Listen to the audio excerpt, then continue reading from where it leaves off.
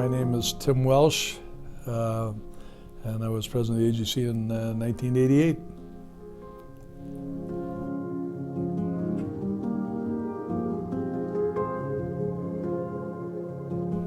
The executive director, when I was president, was Merv Cederblum. I think Merv was the longest serving executive director.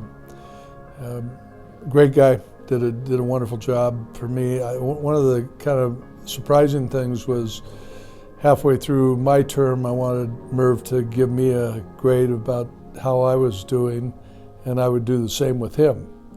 And he said it was the first time he'd ever had a review in all the time he'd been at the AGC, so that was a first.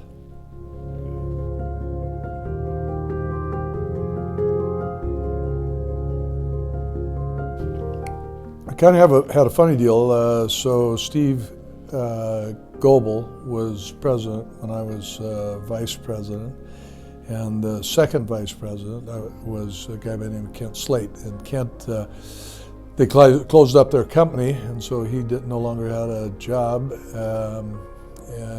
Wasn't secretary of the AGC. So Dave Shea moved up.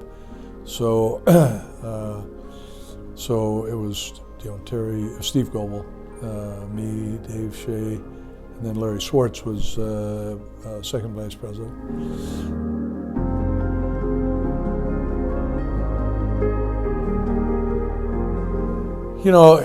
When you're sitting in, when you're going through the chairs like that, I mean, the biggest issue that we had what was called industry advancement funds. And so we had two employees of the AGC, Monty Geiger and Raul Harrigas, that were basically professional trustees. But all the labor agreements had a 3 cent an hour deduction for our industry advancement fund. When we lost those funds, it put our chapter in a horrible position, and we let Monty and Raul go. But the mid '80s were very difficult for the industry, and so we were losing money. And so the year I became president, 1988, the board made a committed effort for a big membership drive, and I think we ended up getting 44 new members in 1988, and we turned our budget from a loss. I think we'd had a loss 3 consecutive years, so our member equity was going down, and we turned a profit in '88. And increased our expenditures quite a bit. So we increased our education budget, increased our entertainment budget, travel. So that was the biggest challenge I think we faced at the time. Labor relations were very difficult. 1988, I was chair of the negotiating committee for the carpenters, laborers, cement masons, and it was a difficult time. Employment was down. All the general contractors' volumes were down, and so I think we had a freeze for a couple of years in a 3-year agreement and a 25% or 25-cent increase, for 1 year. So labor relations, it was a difficult time.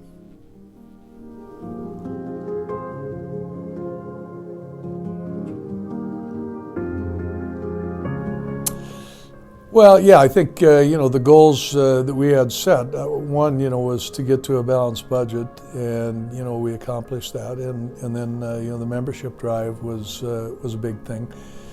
There were a couple other things, and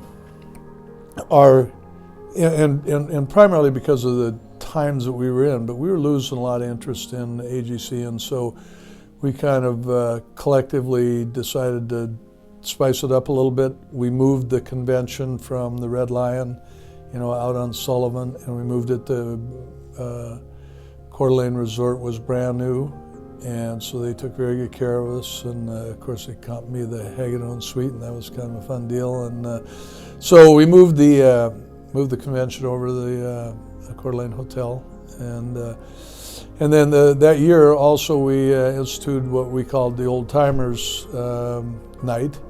And so we invited all the people that were pretty much retired out of our industry to come and meet the younger people. And Carolyn Pierce, who was on the AGC staff at the time, and I worked very diligently to get a lot of these. And then we opened up, and Mike, it was really kind of it was a lot of fun. And so that was kind of a fun thing to do.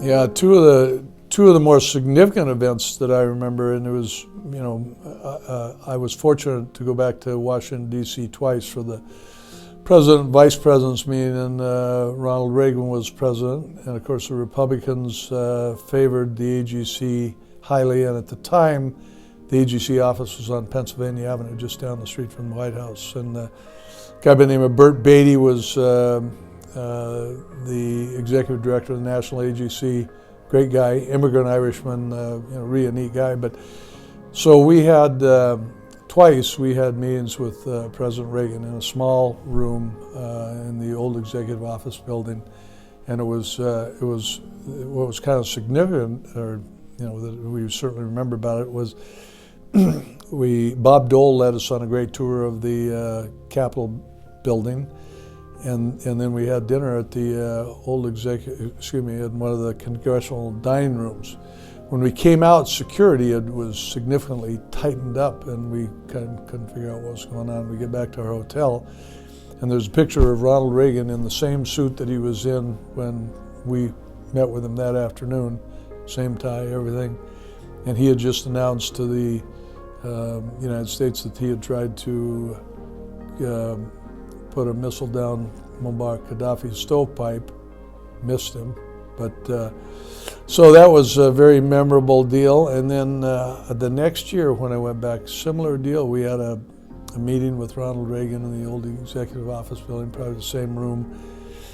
And later that day we find out, while we were meeting with him, they had taken out 2 oil platforms in the Bay of Sidra because the Iranians had fired a rocket at one of our ships over in the Persian Gulf. So, memorable meetings.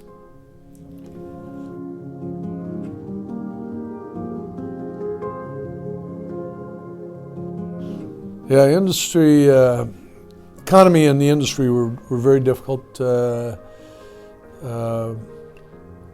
We'd come out of when we started Garco in 1978, interest rates went to 19%.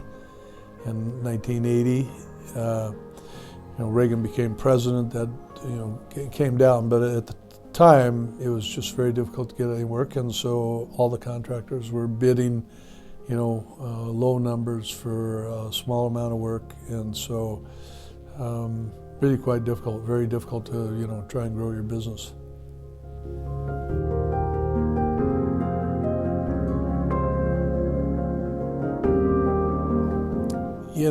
My memories of the AGC staff were great. Merv Cederblum was our executive director. Merv had been here quite a while, but he was very good. Carolyn Pierce was Merv's assistant. She did an excellent job. And of course we had a big plans room back then.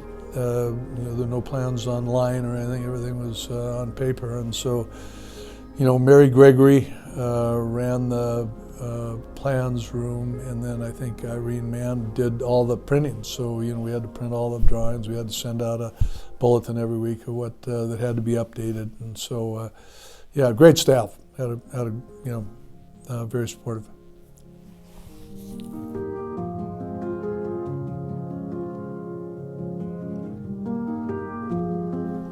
I had my involvement in construction started when I was really pretty young.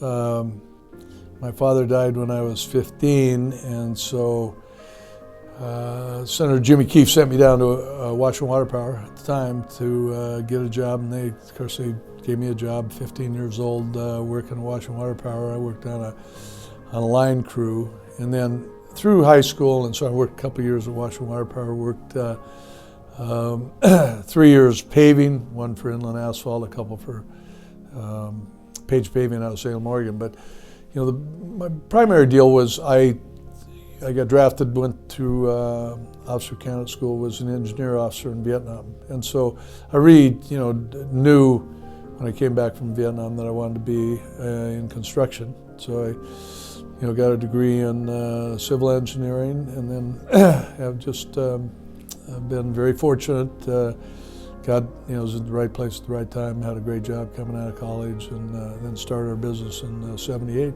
So, yeah.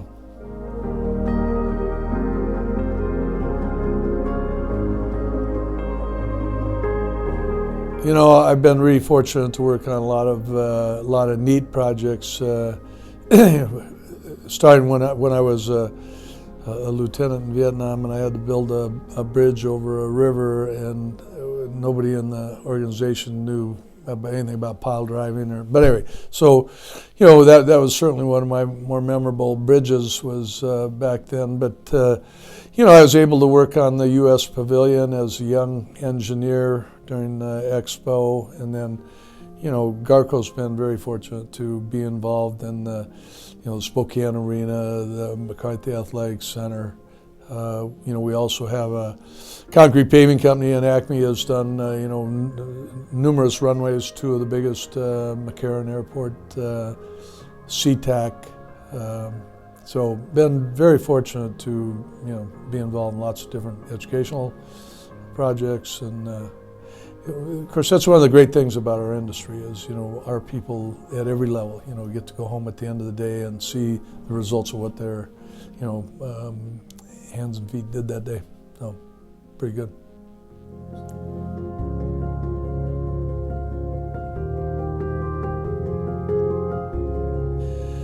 The biggest changes I've seen, when we first started out, there were no cell phones.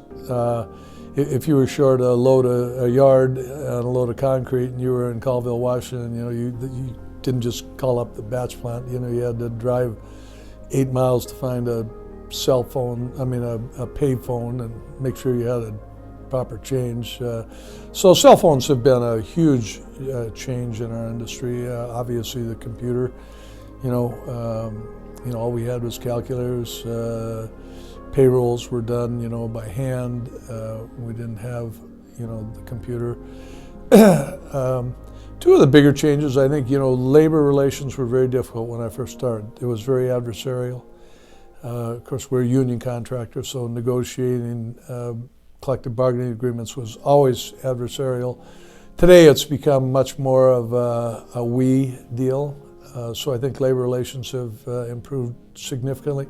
I think our industry was very prone to litigation when I first started, and we just see very little litigation. There just aren't the problems on projects that we used to see, and the working relationships between the design field and the construction field have really improved dramatically.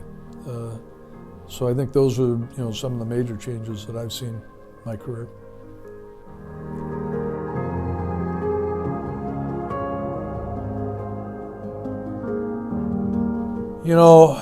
We really value our membership at the AGC.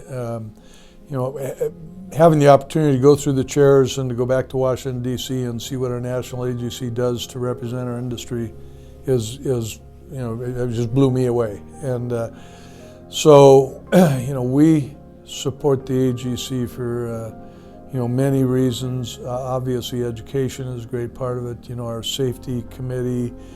There's just so many things that we value about the AGC.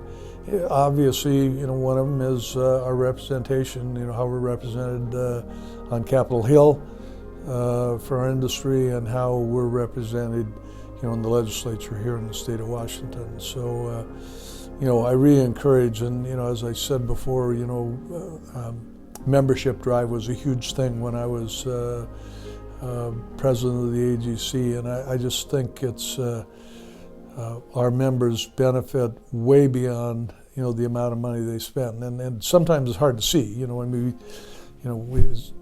complain about taxes, but we see the benefits or the lack of benefits when our roads fall apart because we don't have taxes to spend on them. So, the social gatherings are great for our members to get together. It's really good for the associates to be able to mingle with the general contractors and the construction employers. I think that the opportunity for leadership, and that's one reason we really support the AGC is for our people to be able to get in the leadership of the AGC and go through the chairs and develop their leadership skills is you can't measure there's no monetary benefit on it. So we certainly prize our AGC membership. We are the AGC.